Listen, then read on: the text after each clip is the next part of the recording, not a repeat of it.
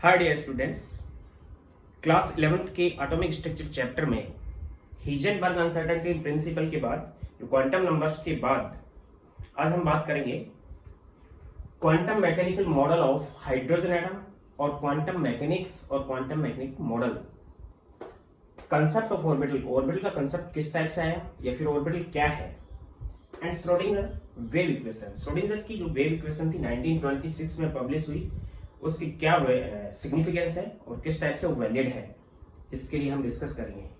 Classical जो mechanics थी उसमें लॉज ऑफ मोशन थे न्यूटन के, वो मैक्रोस्कोपिक पार्टिकल पे वैलिड थे। लाइक कार चल रही है तो मोशन, लॉ ऑफ मोशन हम वहां पे यूज कर सकते हैं। फॉलिंग ऑफ बॉल गिर रही है तो उस पर भी हम लॉ ऑफ मोशन यूज कर सकते हैं क्योंकि वो माइक्रोस्कोपिक पार्टिकल है। लेकिन माइक्रोस्कोपिक पार्टिकल्स की अगर बात करें तो माइक्रोस्कोपिक पार्टिकल्स के अंदर, मैक्रोस्कोपिक जो पार्टिकल थे उनके अंदर दो चीजें हैं कि एक तो उन पार्टिकल की नेचर कौन सी हो सकती है, पार्टिकल टाइप की हो सकती है और वेव टाइप की हो सकती है। लेकिन वेव नेचर इनसिग्निफिकेंट है, वहां पे बहुत अच्छी सिग्निफिकेंस नहीं है। केवल कौन सी नेचर फॉलो कर रहे हैं माइक्रोस्कोपिक पार्टिकल नेचर को। लेकिन माइक्रोस्कोपिक जो ऑब्जेक्ट होते हैं उनके अंदर दोनों नेचर होती हैं, वेव भी as well as particle, wave and particle दोनों नेचर होती हैं। तो उन दोनों नेचर्स के जो पार्टिकल्स हैं, जो माइक्रोस्कोपिक पार्टिकल हैं लाइक इलेक्ट्रॉन्स, उसके मोशन को हम लॉज ऑफ मोशन जो न्यूटन ने दिए थे उनसे एक्सप्लेन नहीं कर सकते। तो उनको एक्सप्लेन करने के लिए, उनके इलेक्ट्रॉन के मोशन को एक्सप्लेन करने के लिए श्रोडिंगर ने 1926 में क्वांटम मैकेनिकल मॉडल डेवलप किया इंडिपेंडेंटली। जो बेस था कि जो माइक्रोस्कोपिक पार्टिकल्स होते हैं उनके अंदर दो नेचर होती हैं, wave nature as well as particle nature. Position को हम कैलकुलेट डायरेक्टली नहीं कर सकते अकॉर्डिंग टू हीजनबर्ग के अकॉर्डिंग एक्यूरेटली हम पोजीशन और मोमेंटम दोनों कंसिडर नहीं कर सकते। लेकिन डी ब्रोगली के अकॉर्डिंग हमने क्या कैलकुलेट कर लिया था वहां पे कि उसका एंगुलर मोमेंटम क्या है, उस चीज को हम कैलकुलेट कर पाए थे। तो दोनों को एक साथ रखने के बाद हीजनबर्ग का जो अनसर्टेनिटी प्रिंसिपल था, बोर के मॉडल को बिल्कुल खत्म कर दिया उसने। उसके बाद श्रोडिंगर ने क्वांटम मैकेनिकल मॉडल दिया कि इलेक्ट्रॉन के मोशन को हम इस टाइप से कंसिडर कर सकते हैं और वो वहां पे पाया जा रहा है किसी जगह पे या नहीं पाया जा रहा, इसको भी हम एक्सप्लेन कर सकते हैं, जिसको हम नाम देंगे श्रोडिंगर वेव इक्वेशन के अकॉर्डिंग। यानी कि अकॉर्डिंग टू श्रोडिंगर ये न्यूक्लियस है और इसके बाहर एक ऐसा एरिया है जहां पे इलेक्ट्रॉन की फाइंडिंग पॉसिबिलिटी होगी और स्फेरिकली होगी, 3D के अंदर होगी इस टाइप से। यानी इलेक्ट्रॉन इसके बाहर इस टाइप से पाया जा सकता है स्फेरिकली। एटम के अंदर इलेक्ट्रॉन की फाइंडिंग पॉसिबिलिटी न्यूक्लियस के जस्ट पास में होती है। यहां पे एक चीज मैं अभी क्लियर कर देता हूं कि अकॉर्डिंग टू श्रोडिंगर की जो वेव इक्वेशन है केवल हम हाइड्रोजन लाइक स्पीसीज या फिर यूनि इलेक्ट्रॉनिक एटम पे ही अप्लाई कर सकते हैं। ये न्यूक्लियस है, न्यूक्लियस के जस्ट पास में इलेक्ट्रॉन की फाइंडिंग पॉसिबिलिटी ज्यादा होती है अकॉर्डिंग टू श्रोडिंगर, क्योंकि इलेक्ट्रॉन की एग्जैक्ट लोकेशन तो हम बता नहीं सकते, तो हम फाइंडिंग पॉसिबिलिटी ऑफ इलेक्ट्रॉन से एक्सप्रेस करेंगे इसको कि एटम है, एटम के सेंटर में न्यूक्लियस है, न्यूक्लियस के बाहर एक एटॉमिक स्पेस है जिसमें इलेक्ट्रॉन पाया जा सकता है। अब उसमें इलेक्ट्रॉन पाया जा सकता है तो उसकी प्रोबेबिलिटी क्या होगी अकॉर्डिंग टू श्रोडिंगर, बिल्कुल न्यूक्लियस के सरफेस के पास में इलेक्ट्रॉन की फाइंडिंग पॉसिबिलिटी मैक्सिमम होगी, जिसने इसको इस टाइप से डेंसिटी से नोट किया और इस डेंसिटी को कम करता ले गया कि दूर तक अगर चले जाएंगे तो ये finding possibility of electron decrease होती चली जाएगी। यानी कि यहां से और यहां तक finding possibility of electron decrease होगी।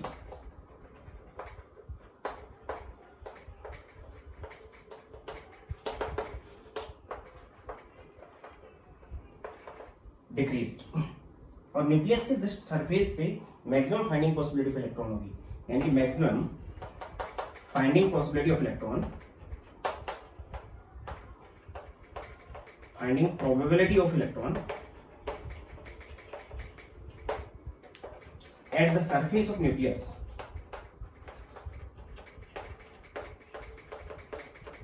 यानी कि लगभग 95%। यहां पे जो फाइंडिंग पॉसिबिलिटी होती है वो लगभग 95% होती है। उसके बाद जैसे जैसे radial distance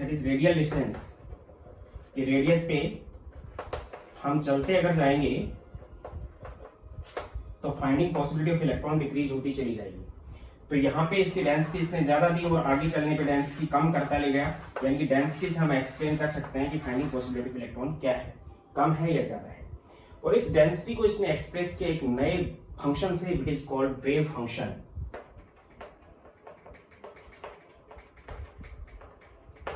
of electron, electron का एक फंक्शन यूज किया इसने, जिसको हम इस टाइप से डिनोट करेंगे, और it is represented by Sai, P silent रहता है, इसको हम शाई नाम देंगे। यानी वेव टाइप का फंक्शन है।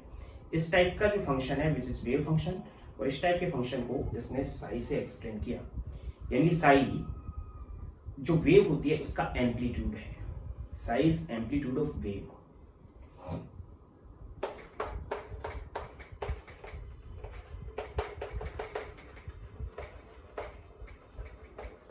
और इलेक्ट्रॉन की किसी भी जगह पे 3D स्पेस में फाइंडिंग पॉसिबिलिटी को इसने एक्सप्लेन किया।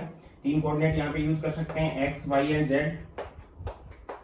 न्यूक्लियस को ओरिजिन माना, और ओरिजिन से एक्स, वाई, जेड 3 एक्सिस के ऊपर इलेक्ट्रॉन की फाइंडिंग पॉसिबिलिटी क्या है उसको इसने एक्सप्लेन किया, और अपनी एक वेव इक्वेशन दी। अब हम उस वेव इक्वेशन का डिस्कस करेंगे। पहले मैं साई के बारे में डिस्कस कर लेता हूं। सपोज करो कि ये एक वेव है, इस टाइप से चल रही है, तो यहां से जो एम्पलीट्यूड आया है which is psi, then it is positive psi and it is negative psi. यहाँ पे नेगेटिव होगा और साई यहाँ पे क्या होगा, पॉजिटिव होगा। तो साई की वैल्यू यहाँ पे 0 हो जाएगी, एम्पलीट्यूड साई यहाँ पे क्या हो जाएगा, 0 हो जाएगा, यहाँ पे नेगेटिव होगा और यहाँ पे पॉजिटिव होगा। मीन्स इस टाइप के फंक्शन को या एम्पलीट्यूड को ही हमने नाम दिया यहाँ पे साई, श्रोडिंगर ने नाम दिया यहाँ पे साई, कि इस टाइप से एक्स एक्सिस पे भी हो सकता है, इसी टाइप से यहाँ से वाई एक्सिस लें सेंटर से, तो वाई एक्सिस पे भी साई की वैल्यू मिलेगी, और इस टाइप से जेड एक्सिस लें तो जेड एक्सिस। न्यूक्लियस को हमने ओरिजिन माना है, इट इज न्यूक्लियस, न्यूक्लियस के पास। तो साई अगर कहीं पे मिल गया तो साई से हम एक्सप्लेन कर सकते हैं कि वहां पे इलेक्ट्रॉन की फाइंडिंग पॉसिबिलिटी है या नहीं। यदि साई की वैल्यू 0 है, इसका मतलब कि इलेक्ट्रॉन की फाइंडिंग पॉसिबिलिटी नहीं है, और साई की कोई वैलिड वैल्यू आ रही है, इसका मतलब वहां पे इलेक्ट्रॉन की फाइंडिंग पॉसिबिलिटी है। तो ये साई हो गया। अकॉर्डिंग टू श्रोडिंगर, सपोज करो कि फर्स्ट शेल है और सेकेंड शेल है, 2 शेल हमने यूज किए हैं, ये न्यूक्लियस है, तो यहाँ पे इलेक्ट्रॉन इस टाइप से रिवॉल्विंग कर रहा है। जैसे ही इलेक्ट्रॉन यहां से डिसअपियर होता है, क्वांटम मैकेनिकल मॉडल में मैंने आपको एक्सप्लेन किया था कि इलेक्ट्रॉन एक जगह से डिसअपियर होके दूसरी शेल में चला जाता है, और उसमें टाइम गैप 0 होता है। तो जैसे ही यहां से डिसअपियर होगा तो न्यूक्लियस से हम देखेंगे, तो न्यूक्लियस से जो न्यूक्लियस की तरफ आ रहा है वेव, यहाँ पे तो साई की वैल्यू होती है नेगेटिव, न्यूक्लियस से दूर जा रही है वेव, यहाँ पे साई की वैल्यू होती है पॉजिटिव, और जो इस ऑर्बिट के अंदर है वहां पे साई की वैल्यू होगी 0। यानी कि जब ये यहाँ पे है तो कैसे नेचर होगी इसकी, पार्टिकल, और जब ये यहाँ पे पॉजिटिव और नेगेटिव वैल्यू है तो इसकी कौन सी नेचर को हमें एक्सप्लेन करना है, वेव नेचर। साई एकदम से जंप कर गया, इलेक्ट्रॉन एकदम से जंप करके यहां से यहां जाता है।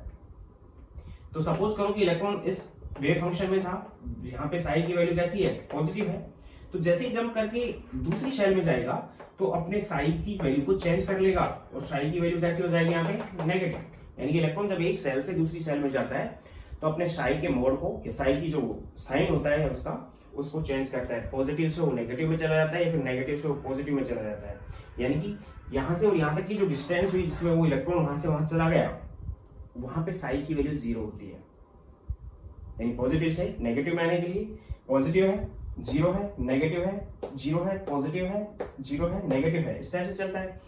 0 होने का मतलब है कि वहां पे कोई वेव फंक्शन है नहीं। तो वेव का टाइप का फंक्शन हमें एक्सप्रेस नहीं होता, इसलिए इलेक्ट्रॉन किस पाथ से यहाँ पे पहुंचा ये हमें एक्सप्लेन नहीं होता अकॉर्डिंग टू श्रोडिंगर। इलेक्ट्रॉन जब एक सेल से दूसरी सेल में जंप लगा के जाता है तो वो अपने साई को चेंज कर लेता है। साई को चेंज करने का मतलब उसके साइन को चेंज करता है, पॉजिटिव से या तो नेगेटिव में जाएगा या फिर नेगेटिव से वो पॉजिटिव में आएगा, और बीच में जो इलेक्ट्रॉन का वेव फंक्शन हो जाएगा वो 0 हो जाएगा, वेव टाइम का फंक्शन। इसलिए वेव फंक्शन के अकॉर्डिंग हम इलेक्ट्रॉन को आइडेंटिफाई नहीं कर पाते हैं।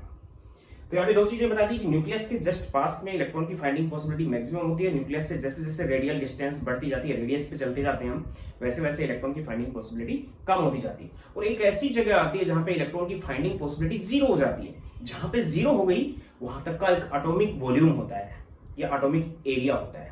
यानी कि एटम की रेडियस को एक्सप्लेन इस डायरेक्ट रूप से हम नहीं कर सकते।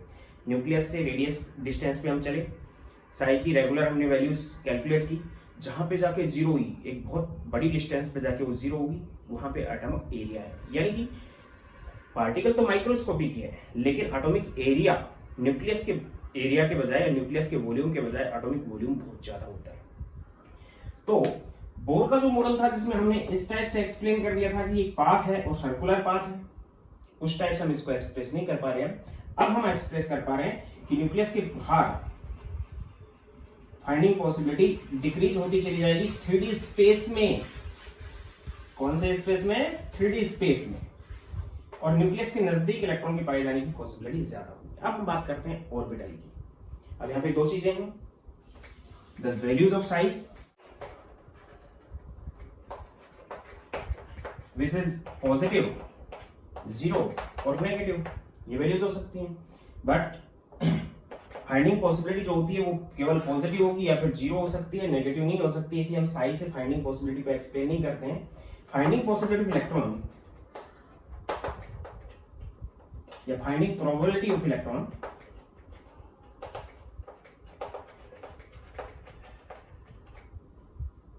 denoted by psi square which is cross multiplication of psi। psi का क्रॉस मल्टीप्लिकेशन है।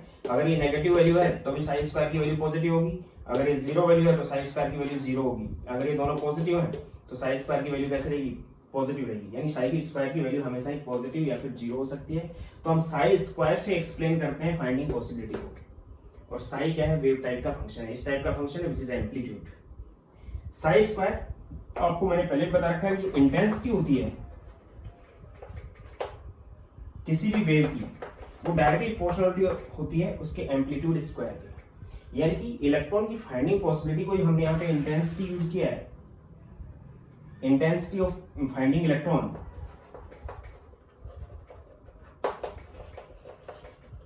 और इसको हम बोल सकते हैं डेंसिटी ऑफ फाइंडिंग इलेक्ट्रॉन।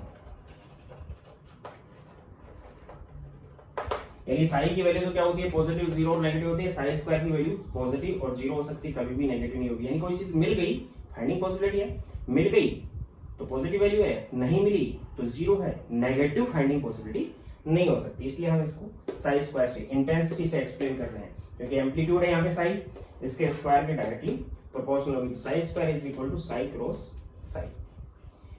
अब साई जो है ये एक वेक्टर क्वांटिटी हो गया, डायरेक्शन पर डिपेंड कर रहा है। और साई स्क्वायर कैसा होगा? दोनों का मल्टीप्लिकेशन, क्रॉस मल्टीप्लिकेशन। तो वेक्टर क्वांटिटी के अकॉर्डिंग मैंने यहाँ पे वेक्टर यूज कर लिया है यहाँ पे। तो इंटेंसिटी के डायरेक्टली प्रोपोर्शनल है, यानी कि इंटेंसिटी से ही हम एक्सप्लेन करते हैं फाइंडिंग पॉसिबिलिटी ऑफ इलेक्ट्रॉन को। अब मैं बात कर रहा हूं ऑर्बिटल की। Orbital according to Schrodinger, nucleus के बाहर एटॉमिक स्पेस में, 3D स्पेस में, वो एरिया या वो वॉल्यूम जहां पे इलेक्ट्रॉन की फाइंडिंग पॉसिबिलिटी मैक्सिमम होती है, मीन साई स्क्वायर की वैल्यू मैक्सिमम होती है, विच इज कॉल्ड ऑर्बिटल। यानी कि volume in 3D space of atom surround the nucleus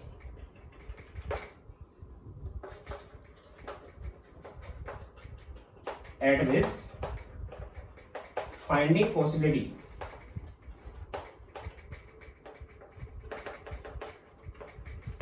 of electron means psi square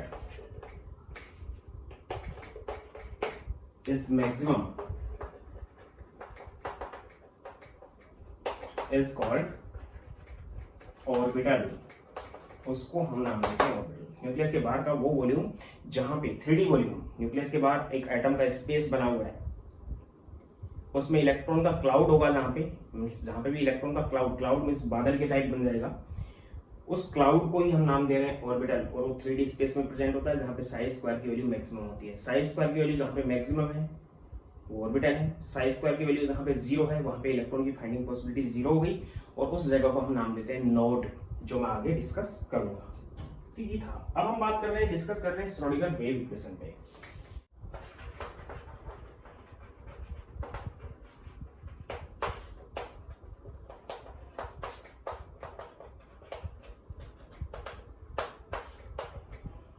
जैसा कि मैंने पहले डिस्कस कर लिया कि लॉज ऑफ मोशन जो न्यूटन के थे वो यहाँ पे अप्लाई नहीं कर सकते हम इलेक्ट्रॉन्स के लिए, तो क्वांटम मैकेनिकल मॉडल यहाँ पे डेवलप किया गया। और क्वांटम मैकेनिकल मॉडल में जो श्रोडिंगर वेव इक्वेशन दी गई वो डबल डिफरेंशियल इक्वेशन थी। डबल डिफरेंशियल इक्वेशन के अकॉर्डिंग अगर हम मैक्रोस्कोपिक पार्टिकल को भी उसको यूज करते हैं तो क्लासिकल मैकेनिक्स के अकॉर्डिंग ही आता है। यानी कि माइक्रोस्कोपिक पार्टिकल के लिए केवल हम क्वांटम मैकेनिकल मॉडल यूज कर सकते हैं और माइक्रोस्कोपिक पार्टिकल्स के लिए हम quantum as well as laws of motion use कर सकते हैं। कौन किसके? न्यूटन के। यानी कि ये माइक्रोस्कोपिक और मैक्रोस्कोपिक दोनों के लिए एप्लीकेबल है। कई बात ये कि श्रोडिंगर की वेव इक्वेशन थी डबल डिफरेंशियल इक्वेशन थी।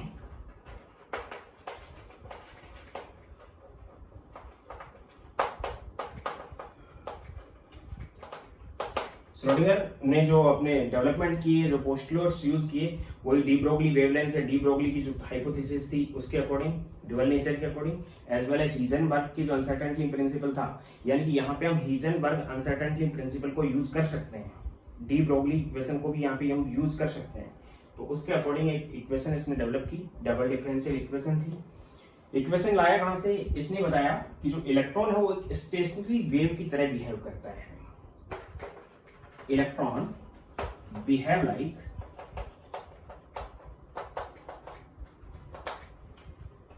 स्टेशनरी वेव, और स्टेशनरी वेव की ही इक्वेशन इसने उठाई, which is del two psi double differential थी upon del x square plus del two psi upon del y square plus del two psi upon del z square. X y z तीन coordinate है जो nucleus को origin मान के लिए गए हैं, और डेल यहाँ डबल डिफरेंशियल होगा। डेल मींस वही डी है जो डबल डिफरेंशियल इक्वेशन में आ रहा है। साई यहाँ पे वेव फंक्शन है इलेक्ट्रॉन का, plus 4 pi square divide by lambda square, 4 pi square divide by lambda square, psi is equal to 0। ये स्टेशनरी वेव के लिए इक्वेशन थी, ये शुरुआत में दी गई थी। इसी इक्वेशन को श्रोडिंगर ने भी यूज किया। डबल डिफरेंशियल है, यानी डिफरेंशियल दो बार डिफरेंशियल की गई इक्वेशन है। इसमें साई वेव फंक्शन है, एक्स वाई जेड कोऑर्डिनेट्स हैं, पाई आप जानते हो, लैम्डा डी ब्रोगली वेवलेंथ है, यहाँ पे साई वेव फंक्शन है। इसको मैं इकट्ठा कर रहा हूं, इसमें से साई कॉमन ले लिया हमने, तो अंदर बच गया आपके पास del two upon del x square. ये बोला किस टाइप से जाएगा? जैसे मैं बोल रहा हूँ del two upon del x square plus del two upon del y square plus del two upon del z square plus 4 pi square upon lambda square, psi is equal to 0। इसको हमने एक अलग ऑपरेटर से use कर लिया, which is this del two, it is Laplacian operator, constant है uni electronic के लिए, and which is equal to del two upon del x square plus del two upon del y square plus del two upon del z square. तो equation इस type से represent हुई, del two psi plus 4 pi square upon lambda square, psi is equal to 0। इस type से explain किए। It is Laplacian operator, value ये है constant होने की वजह से पुट कर दिया। इसकी जगह मैंने इसको हम नाम देंगे डेल टू, डेल और 2 स्क्वायर के लिए हमने यहाँ पे 2 यूज किया है, साई ये है, यहाँ पे यूज कर लिया हमने। अब इसमें डी ब्रोगली वेव इक्वेशन हम यूज करेंगे। इक्वेशन आपके पास आ गई है, del two psi plus 4 pi square upon lambda psi this is equal to 0। Psi wave function है, एम्पलीट्यूड है, बता चुका हूं आपको। We know that lambda is equal to h upon mv, then equation represented as del two psi plus 4 pi square mv divided by h, इसका square था, then in दोनों का भी क्या हो जाएगा? स्क्वायर हो जाएगा, साई इज इक्वल टू 0। इसको और ओपन कर लेंगे हम, then it is del two psi plus 4 pi square n square v square upon h square psi which is equal to 0। We know that h जो हम यूज कर रहे हैं या वी ये यूज कर रहे हैं, तो वेलोसिटी किसके इक्वल होती है उसको हम कैलकुलेट कर सकते हैं। Total energy E which is equal to kinetic energy plus potential energy. E is equal to kinetic energy is half mv square and potential energy which is v से represent कर रहा हूं मैं यहाँ पे पोटेंशियल एनर्जी को। तो half M we square में हम वी स्क्वायर की वैल्यू निकाल लेंगे। Then it is v square is equal to 2 into e minus v divided by M.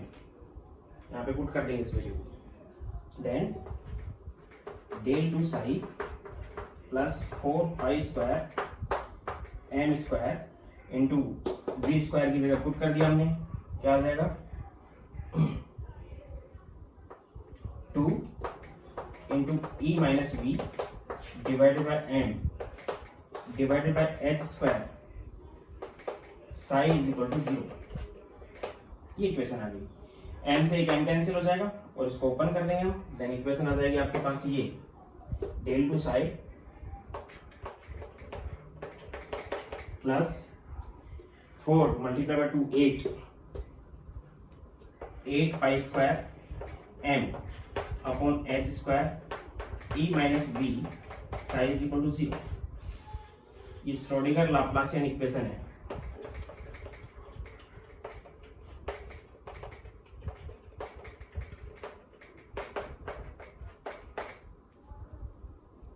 इसको और ओपन कर देंगे। डेल टू की हम वैल्यू निकाल सकते हैं, रख सकते हैं यहाँ पे। एन था उससे एक एम से एम कैंसिल हो गया, 2 ये बाहर आ गया तो 8 हो गया। ये पाई स्क्वायर है, एच स्क्वायर है।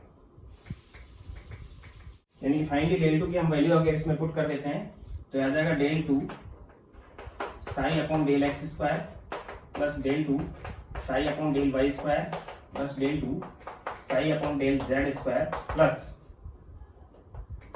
8 pi square m upon h square e minus v psi is equal to 0। It is Schrodinger wave equation.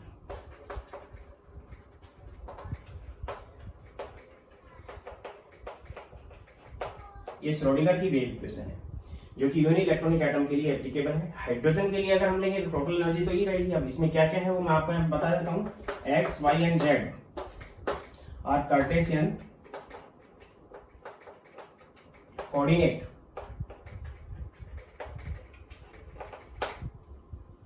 Sai is wave function of electron.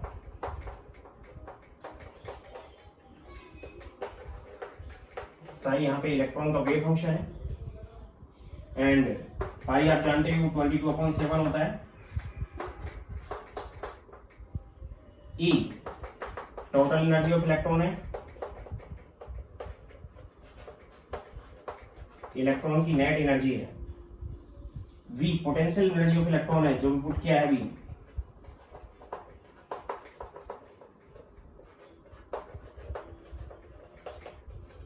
और एच यहां पे प्लैंक कांस्टेंट है। एच यहां पे क्या है? प्लैंक कांस्टेंट है। इस श्रोडिंगर वेव इक्वेशन साई की इसमें हम क्या करते हैं कि इस इक्वेशन से साई की डिफरेंट वैल्यूज हम कैलकुलेट कर सकते हैं किसी इलेक्ट्रॉन के लिए जो कि यूनि इलेक्ट्रॉनिक एटम के अंदर कहीं ना कहीं पाया जाएगा। किसी भी एनर्जी लेवल के लिए हम साई की वैल्यू पुट कर सकते हैं, कैलकुलेट कर सकते हैं। साई की बहुत ज्यादा वैल्यू हो सकती है, लेकिन केवल साई की वही वैल्यूज वैलिड होती हैं जो कुछ कंडीशंस को फॉलो करती हैं। मैं आगे डिस्कस करूंगा।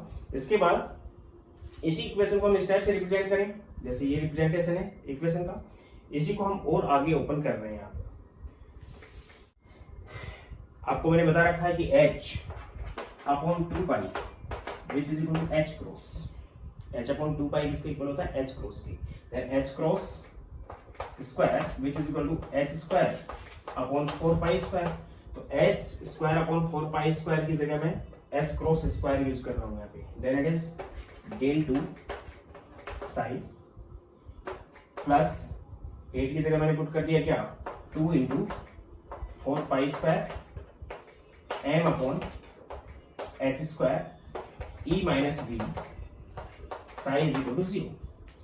4 pi square upon h square यानी h square upon 4 pi square की जगह एच क्रॉस स्क्वायर पुट कर देंगे। Then equation is del two psi which is equal to 2 plus 2 into m divide by h cross square e minus v psi is equal to 0। ये equation आ जाएगी। इसको मैं और आगे मल्टीप्लाई कर रहा हूं। H cross square upon 2m से मल्टीप्लाई कर दिया इसको मैंने। Then h cross square upon 2m del two psi plus इससे कैंसिल हो गया E minus v psi is equal to 0 क्या जाएगा। इसको और आगे ओपन कर लिया हमने, इक्वेशन इस टाइप से रिप्रेजेंट कर देंगे हम h cross square upon 2m यहाँ पे है डेल्टा स्क्वायर या del square psi plus psi e या ई साई और minus v psi is equal to 0। Psi से इनको मल्टीप्लाई कर दिया, ई साई को मैंने इधर ही रखा या इस साइड में ले गया या इधर ही रख दिया और इन दोनों को उधर ले गए, साई को कॉमन ले लिया मैंने। Then h cross square upon 2m minus या माइनस से इसको मल्टीप्लाई कर दिया मैंने इक्वेशन को del two plus v psi is equal to e psi. किया क्या है मैंने यहाँ पे पूरी को माइनस से मल्टीप्लाई कर दिया तो ये आ गया माइनस, ये माइनस हो गया, ये प्लस हो गया। ई साई को उधर ले गया तो ई साई किस में हो गया, माइनस का था प्लस में चला गया तो यहाँ पे आ गया और इसमें से मैंने साई को कॉमन ले लिया। साई को जैसे ही कॉमन लिया तो माइनस एच स्क्वायर अपॉन 12 यानी क्या पुट कर दिया इक्वेशन मल्टीप्लाई बाय नेगेटिव या माइनस से इसको मल्टीप्लाई किया तो minus h cross psi upon 2m sorry minus h cross square upon 2m del two psi इसमें से कॉमन ले लिया, इसमें से भी साई कॉमन ले लिया तो ये वैल्यू आ गई। अब इसको एक नए ऑपरेटर से यहाँ पे रिप्लेस कर सकते हैं विच इज हैमिल्टनियन ऑपरेटर से। h कैप यूनिट वेक्टर है, psi which is equal to e cap psi यानी श्रोडिंगर वेव इक्वेशन को इस टाइप से भी रिप्रेजेंट कर सकते हैं। It is also Schrodinger wave equation. अब यहाँ पे जो आया है h क्रॉस, यहाँ पे जो आया है h कैप यूनिट वेक्टर है, कैप इसलिए लगाई मैंने, इसको इस टाइप से रिप्रेजेंट कर सकते हैं हम। जो h कैप है वो इसके इक्वल हो गया यानी h cap which is equal to minus h cross square upon 2m del square del 2 plus में v इसके इक्वल हो गया h cross and it is Hamiltonian operator.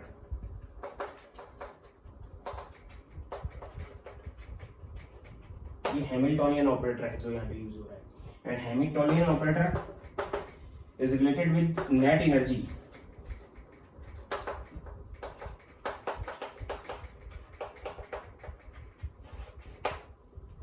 of electron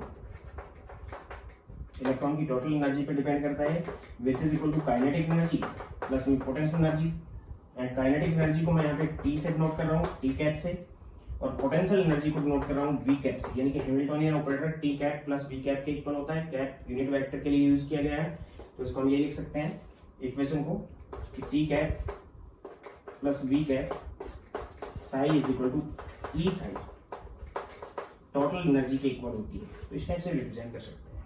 अब रही बात ये हाइड्रोजन के लिए, तो हाइड्रोजन के लिए भी नो एटम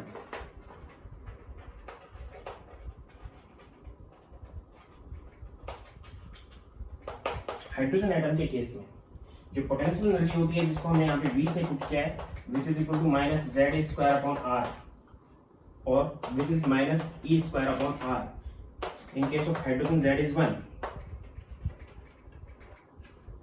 हाइड्रोजन के केस में Z कितना हो गया 1 हो गया।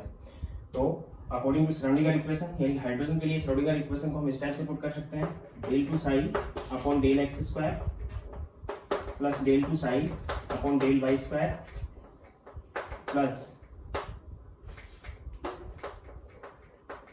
Del two psi upon del z square plus 8 pi square m upon h square जो कि पहले बता चुका हूं मैं equation. E total energy of electron था माइनस पोटेंशियल एनर्जी वी था, वी की जगह हम माइनस जेड स्क्वायर पुट करेंगे तो याद जाएगा plus z square upon r और जेड स्क्वायर अपॉन आर को भी हाइड्रोजन के लिए मैंने स्क्वायर अपॉन आर पुट कर दिया साई इज इक्वल टू 0 यानी हाइड्रोजन के लिए श्रोडिंगर वेव इक्वेशन को हम इस टाइप से यूज कर सकते हैं और ये यूनिक इलेक्ट्रॉनिक एटम के लिए एप्लीकेबल है। श्रोडिंगर इक्वेशन से साई की डिफरेंट वैल्यूज हम कैलकुलेट कर सकते हैं और इसके लिए जो साई की वैल्यूज आएंगी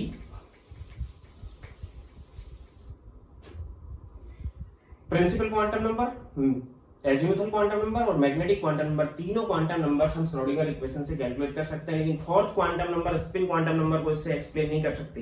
यानी किसी भी इलेक्ट्रॉन के लिए साई की जो वैल्यू है उसके वेव फंक्शन की वैल्यू है, सपोज करो आपको ये दी हुई है 420, देन इट मींस 4280, यानी psi n l and n की फॉर्म में दिया जाएगा। Spin quantum number not calculated by Schrodinger wave equation, Schrodinger wave equation से स्पिन क्वांटम नंबर कैलकुलेट नहीं की जाती। यानी एन की यहाँ पे प्रिंसिपल क्वांटम नंबर कितनी है,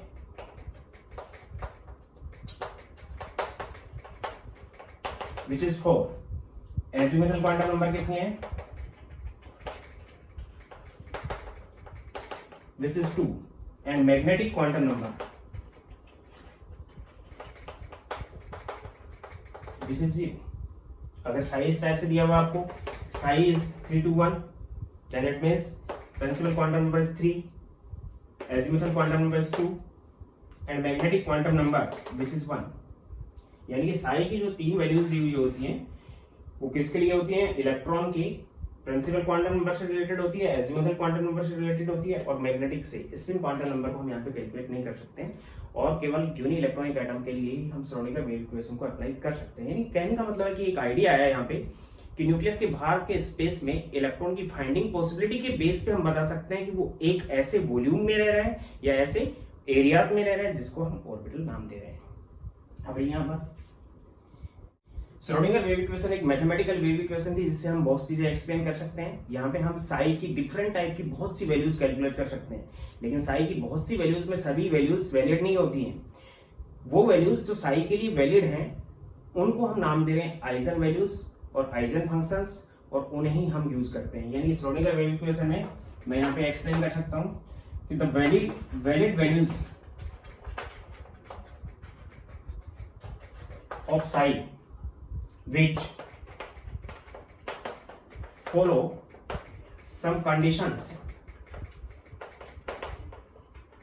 जो कुछ कंडीशंस फॉलो करती हैं, are called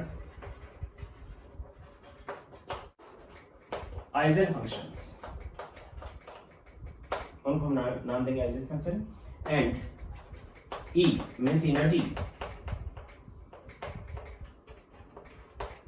related with eigen functions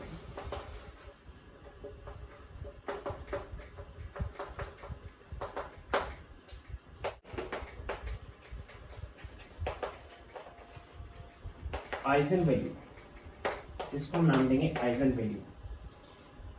फिर एक बार मैं रिपीट कर देता हूं कि श्रोडिंगर वेव इक्वेशन से इलेक्ट्रॉन के लिए हम बहुत से साई कैलकुलेट कर सकते हैं, लेकिन सभी साई वैलिड नहीं है। उनमें से केवल वो ही साई वैलिड है जो कुछ कंडीशंस को फॉलो करते हैं, और उन साइज को जो वैलिड हैं उनको हम नाम दे रहे हैं आइजन फंक्शंस, और उनसे रिलेटेड जो एनर्जी लेवल्स बने हुए इलेक्ट्रॉन्स के लिए which are called eigen values. अब साई के लिए कंडीशन क्या है, the condition for psi, the condition for eigen functions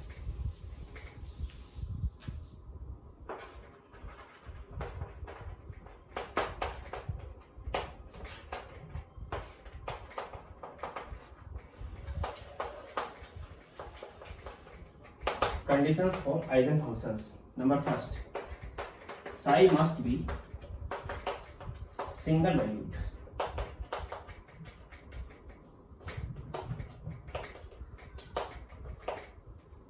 Sai की एक ही वैल्यू होनी चाहिए। मीन साई अगर इस टाइप से है कि एक्स एक्सिस पे हम चल रहे हैं, तो इस टाइप से चल रहा है साई, तो किसी भी पॉइंट पे अगर इस पॉइंट पे देखें तो एक वैल्यू होगी, इस पॉइंट पे देखें तो एक वैल्यू होगी, इस पॉइंट पे देखें तो एक वैल्यू होगी, इस पॉइंट पे देखें तो एक वैल्यू होगी। इन किसी भी पॉइंट पे एक वैल्यू होनी चाहिए। साई इस टाइप से नहीं होना चाहिए,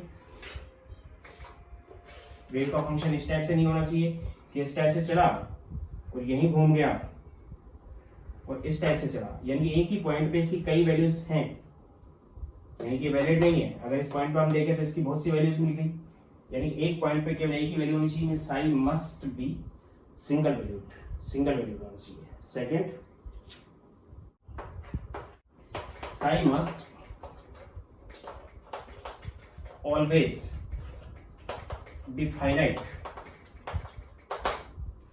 फाइनाइट उसकी वैल्यूज होनी चाहिए साई की, यानी हमेशा ही कैसा होना चाहिए, फाइनाइट होना चाहिए, इनफाइनाइट नहीं होना चाहिए, फाइनाइट वैल्यूज उसकी होनी चाहिए। मींस कंडीशन ये है कि अगर हम साई की वैल्यू देख रहे हैं तो इस टाइप से फंक्शन मिल रहा है वेव का किसी एक्स एक्सिस पे, तो यहाँ पे तो इसकी वैल्यू मिल गई, यहाँ पे भी इसकी वैल्यू मिल गई, लेकिन यहाँ पे कोई वैल्यू नहीं मिल रही इसकी, यानी साई कैसा होना चाहिए, हमेशा ही फाइनाइट होना चाहिए।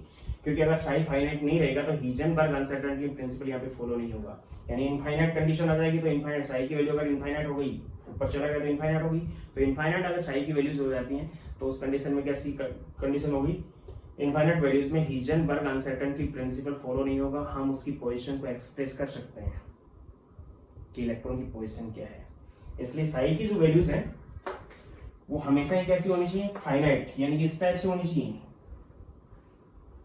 ये साई स्क्वायर की वैल्यूज बता रहा हूं मैं, जो आगे आ जाएगा प्रोबेबल डेंसिटी। ये एक्स एक्सिस पे ले रहे हैं और ये साई की वैल्यूज हैं, तो साई की वैल्यूज इस टाइप से होनी चाहिए, पॉजिटिव हो सकती है, नेगेटिव हो सकती है, वो बता रहा हूँ। यानी कि सिंगल वैल्यूड होना चाहिए, उसके साथ साथ फाइनाइट होना चाहिए, उसकी कोई ना कोई फिक्स वैल्यू होनी चाहिए किसी भी पॉइंट पे, लेकिन इनफाइनाइट वैल्यू उसकी नहीं होनी चाहिए, क्योंकि अगर इनफाइनाइट वैल्यू यहाँ पे आती है तो हीजनबर्ग अनसर्टेनिटी प्रिंसिपल यहाँ पे फॉलो नहीं होता। इलेक्ट्रॉन की इनफाइनाइट फाइंडिंग पॉसिबिलिटी का मतलब है कि इलेक्ट्रॉन को हमने एक पोजीशन पे फाइंड कर लिया है। Third is Sai will be continuous, discontinuous नहीं होना चाहिए, साई की वैल्यू कैसी होनी चाहिए, कंटिन्यूअस होनी चाहिए, इस टाइप से, या फिर इस टाइप से कंटिन्यूअस होनी चाहिए किसी एक्सिस पे। साई की वैल्यूज की बात कर रहा हूँ, जो नेगेटिव भी हो सकती है, पॉजिटिव में, यहाँ पे पॉजिटिव ले रहा हूँ, ध्यान दे लेना इसको। तो साई की वैल्यू है एक्स एक्सिस पे इस टाइप से होनी चाहिए, कंटिन्यूअस, ये कंटिन्यूअस वैल्यू है।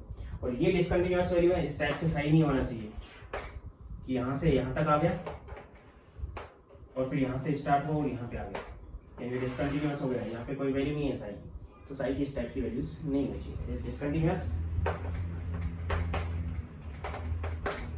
और these are continuous, this and this continuous, ये वैलिड वैल्यूज हैं और ये नॉन वैलिड वैल्यूज हैं। तो साई की जो वैलिड वैल्यूज हैं उन्हीं को नाम दिया हमने आइजन वैल्यूज और आइजन फंक्शन। आइजन फंक्शन नाम दिया, आइजन वैल्यू उनसे रिलेटेड एनर्जी को नाम देते हैं। And fourth the probability of finding electron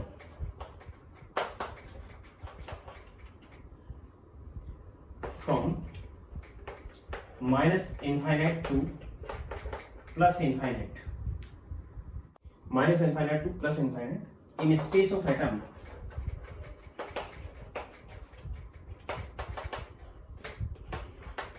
will be unity। यानी कि अगर इलेक्ट्रॉन की फाइंडिंग पॉसिबिलिटी अगर हम देखें यूनि इलेक्ट्रॉनिक एटम के लिए, तो न्यूक्लियस से बाहर निकलेंगे हम, तो minus infinite to plus infinite तक उसकी फाइंडिंग पॉसिबिलिटी को हम कंसीडर कर सकते हैं, जो कि एक्स वाई और जेड पे एक्सिस पे होगी, at x y and z axis, यानी कि minus infinite to plus infinite psi square which is finding possibility of electron. Cross multiplication होता है, ये आपको बता चुका हूँ, dx dy and dz which be 1, यानी एक्स वाई और जेड एक्सिस पे dx dy और dz को हम कंसीडर करेंगे। dx dy dz क्या है कि एक्स एक्सिस पे हम चल रहे हैं, तो एक्स एक्सिस पे तो चल रहे हैं, उसके न्यूक्लियस से चले हैं, उसके साथ साथ इस डिस्टेंस पे हम साई को कैलकुलेट कर रहे हैं विच इज dx। इसी टाइप से y में एक स्मॉल डिस्टेंस होगा dy, जेड पे एक स्मॉल डिस्टेंस होगा dz, जहां पे हम फाइंडिंग पॉसिबिलिटी को कंसीडर कर रहे हैं वो हमेशा ही कितनी होनी चाहिए, 1 होनी चाहिए। तीनों का मल्टीप्लिकेशन क्या होना चाहिए, 1 होना चाहिए। रेडियल प्रोबेबल डेंसिटी के अंदर मैं दूसरे टाइप से इसको एक्सप्लेन करूंगा। तो ये थी कंडीशंस की श्रोडिंगर वेव इक्वेशन क्या होती है, ऑर्बिटल क्या होता है, ऑर्बिटल को किस टाइप से हम कंसीडर कर रहे हैं, यानी स्पेस के अंदर इलेक्ट्रॉन की फाइंडिंग पॉसिबिलिटी जहां पे ज्यादा है या जहां पे इलेक्ट्रॉनिक क्लाउड है उस स्पेस में, एटम के स्पेस में, एटम के अंदर, उसको हम नाम दे रहे हैं ऑर्बिटल। जीरो है तो उसको हम नाम दे रहे हैं नोट। अब इसके नेक्स्ट लेक्चर में बात कर रहा हूँ एटॉमिक ऑर्बिटल्स की। एटॉमिक ऑर्बिटल कितने टाइप के होते हैं, क्या क्या उनकी शेप, क्या क्या उनकी एनर्जी होती है, क्या क्या उनका साइज होता है। समझ आ गया होगा, समझ आ गया, नोट कर लेना, लाइक एंड शेयर जरूर कर लेना। Thank you.